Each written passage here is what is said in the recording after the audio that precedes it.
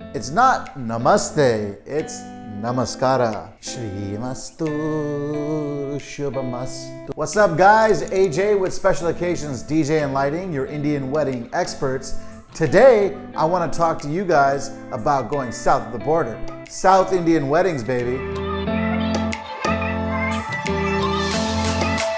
In this video, I'm going to explain some South Indian wedding traditions. While there's a lot in common with general Indian weddings, there's a lot that's specific to the South Indian wedding ceremony. We have other videos general to all weddings in the links below. Hindu weddings, but slightly different tradition.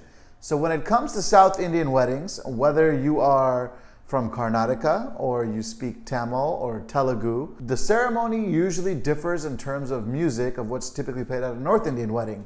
So while at North Indian weddings, as DJs, we are requested to play Shanai music and sitar and tabla and Bollywood tracks during entrances, for South Indian weddings, it's completely different.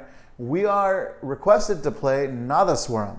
NADASWARAM is a type of classical or Carnatic music that is prominent in the South Indian wedding. One of the biggest things that are requested at South Indian weddings is the Ketti Melam. Now, what is the Ketti Melam? It's kind of like the national anthem of an Indian wedding ceremony. During the tying of the Mangalsutra, which is one of the most auspicious moments of the ceremony, the Ketti Melam is requested to be played at a very loud volume. Now, what's the significance of this? Well, in Indian wedding culture, there's something called nazar, or shall I say, people in the crowd that may be talking negatively, or also called the evil eye, or in current day, we call it haters gonna hate. So in South Indian weddings, the significance of the Ketti Melam is that it's played so loud and it's effective at warning away the evil eye. The louder it is, the more it pushes that evil eye away, and the haters are gone. So when it comes time to playing the Ketti Melam during the tying of the Mangalsutra, make sure you bump it loud. Usually when we think of North Indian weddings, we think about a Sangeet, a Mehndi, or a Bharat. But these days, everybody gets in on the fun. Are South Indian weddings vegetarian? The wedding ceremonies are usually vegetarian. But when it comes to the other events, it really depends on the family. Here are some of the things that are specific to the South Indian wedding ceremony.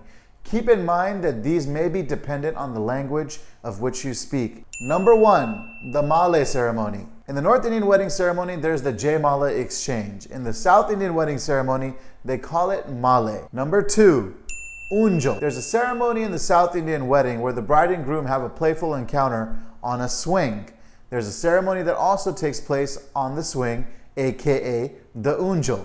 Number three, Talambralu. This is one of my favorites.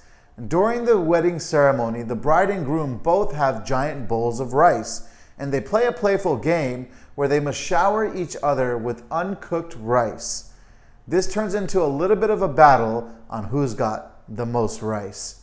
And by the end of the day, the groom is covered in a ton of rice, because the bride always wins. Jila Karabellam. This is also where the groom will rub sindoor over the bride's part in her hair. During this time, the Ketti Melam, that track I talked about earlier that's good at pushing away the haters or the evil eye, is to be played significantly loud as well. This is just an overview of some of the South Indian wedding traditions we see here in America. Do leave us a comment below and let us know what you've seen at some of your weddings.